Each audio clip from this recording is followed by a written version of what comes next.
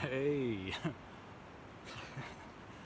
I got my phone rubber banded to a little tiny bush here. I'm gonna try to do a video out here in one of my favorite little spots. You've seen it before, this little overlook area. So, been kind of thinking lately about seasonal affective disorder and how I've kind of struggled with that in the past. And actually, it's almost like 27 years or so. Every winter I've struggled with seasonal affective disorder in some way or another, it seems, even when I lived in California in the mildest climate in the nation. So that sort of made me wonder if it was just yeah, it's gonna be a little shaky because this tree is catching the wind, but I guess you'll feel like you are here, sort of, or on a boat. I don't know. Anyway, sort of struggled with ongoing intermittent depression, I guess you could say, and a lot of times it was triggered by less mild weather.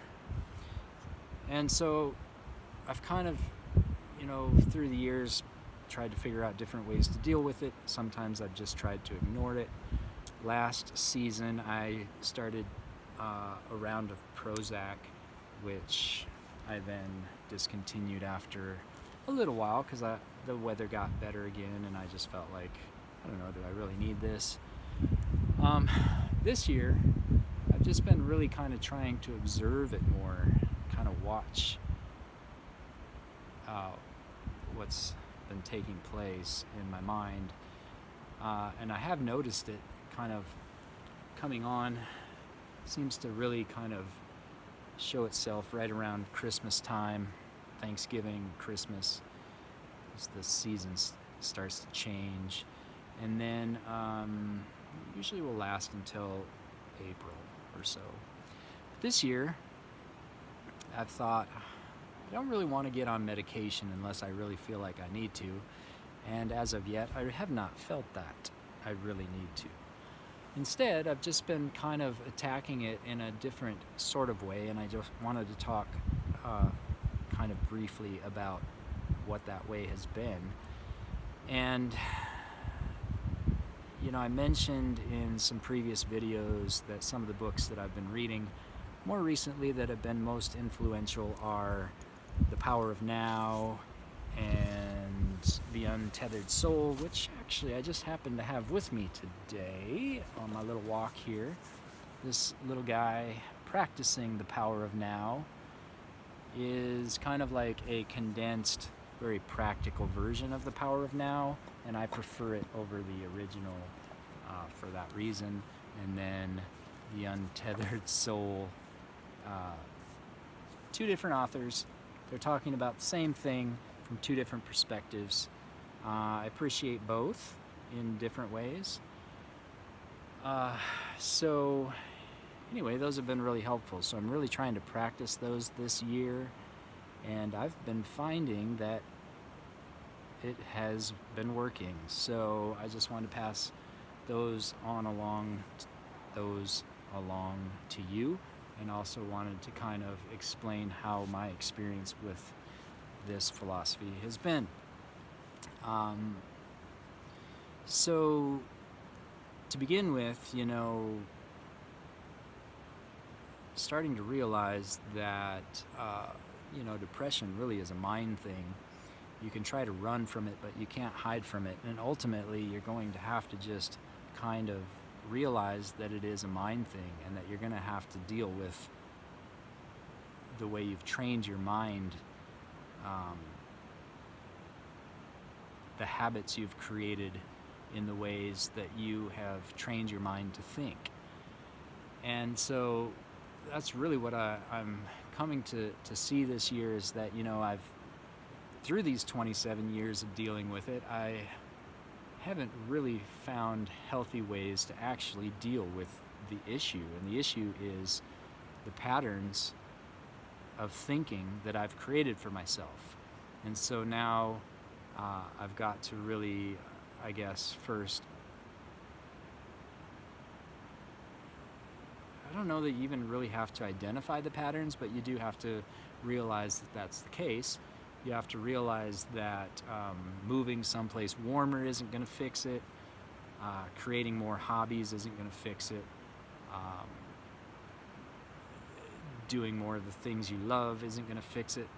Even nice, sunny, warm days like this where you can get out into nature and take a hike isn't going to fix it. Although those things in themselves aren't bad things to do, I think that it's good to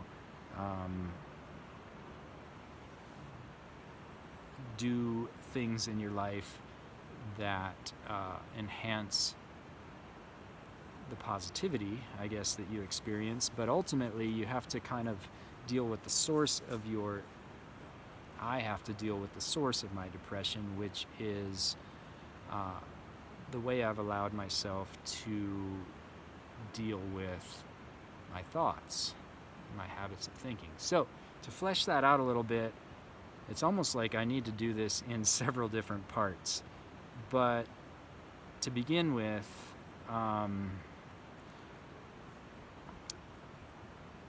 a question that you can start with is, who are you, or who am I? And the reason I want to bring that question up is because identity has a lot to do with this subject. So much I want to say about that right now, but I want to try to keep on track. So basically, start with the question, who are you? Do you have a voice inside your head that seems to want to incessantly talk up in your noggin? This chatterbox that just doesn't want to quit. The Untethered Soul calls that voice the roommate, the maniacal, is that how you say it? Maniacal. The maniacal roommate that's just got all kinds of crazy things to suggest and talk about incessantly in your brain. The roommate that you can't kick out because he's moved in for good and he's permanent. All those thoughts that just keep flowing in your brain, those are really the source, I think, where I'm beginning to really understand for myself that roommate is the source of my depression and is the source of your depression and even your anxiety and maybe other conditions, mind conditions that we deal with that may even manifest themselves physically. So even physical disease and illness. So that voice really has to be dealt with. And first and foremost, you have to realize when you're asking the question, who am I? You are not that voice, okay? Because you can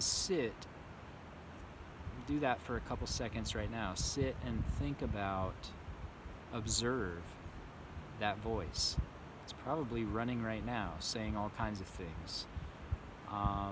If I were to sit and listen to the voice that's running in my head, I'll just kind of spill out what I'm listening to or observing. It's looking at that little leaf right there hanging off the tree that's blowing, which is fine.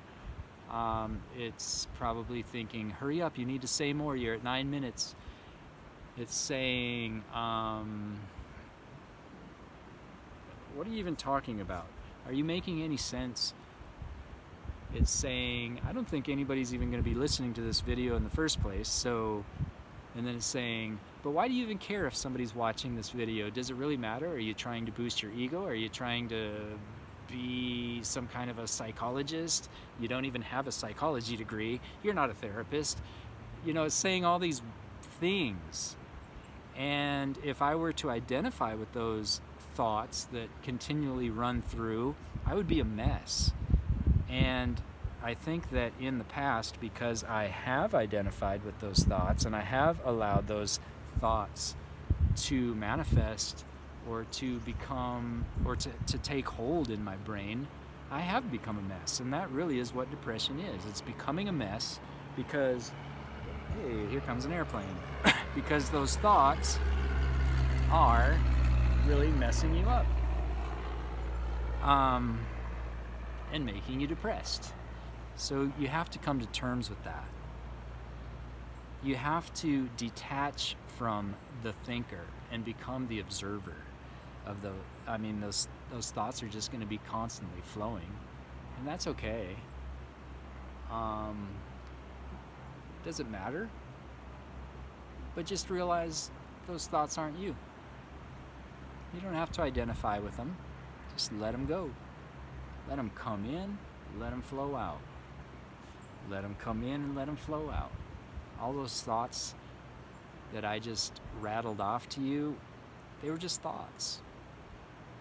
Do I care deep down inside if I'm not a therapist or a psychologist? Does that mean I can't talk on a video and just send it out into the universe for whoever may or may not listen? Does it really matter? You know, the observer, the true me, who I really am, doesn't care. And that's the voice that I really want to listen to. The me that's deep down inside, the true me. And so I can just let the roommate talk. I can let the roommate try to produce fear. I can let the roommate try to ruin all the good things in my life that I may want to do. He's destructive, and he is persistent. Why? I don't know. I don't know why. But I think we can all agree he's there. We all deal with him. He is real to each one of us individually. His name is ego. And he is just really a culmination of all of our likes and dislikes throughout our lives. He is a culmination of the things that we have gathered along the way and allowed to become our identity. He's a culmination of all of our fears. He's a culmination of all of the times that we've been hurt, or all of the times that we have faced difficulty. He's just a culmination of really everything that we've experienced, and we can choose or not, and we can choose to or to not embrace those things, because all those things really are past. Am I my past? No. Am I influenced and affected by my past? Yeah, I suppose. But how much I want or don't want that to influence my future or my present moment is really up to me. That's a choice that I can make. And so this year, that's what I'm trying to do. I'm trying to simply observe what's going on in my brain, observe that that voice is what it is, and it says what it wants to say, and that's fine. That's fine with me. This year, I am fine with that. I simply remove myself from it. I take a breath. Sometimes I laugh at it because it's kind of funny. And I just let it go. I choose to let it go. And for me, I'm learning that this is a practice. It's something that I find I'm getting better and better at doing. And so probably because there is so much to it, it is very simple, but at the same time, there does seem to be like a step approach to really learning how to do it better.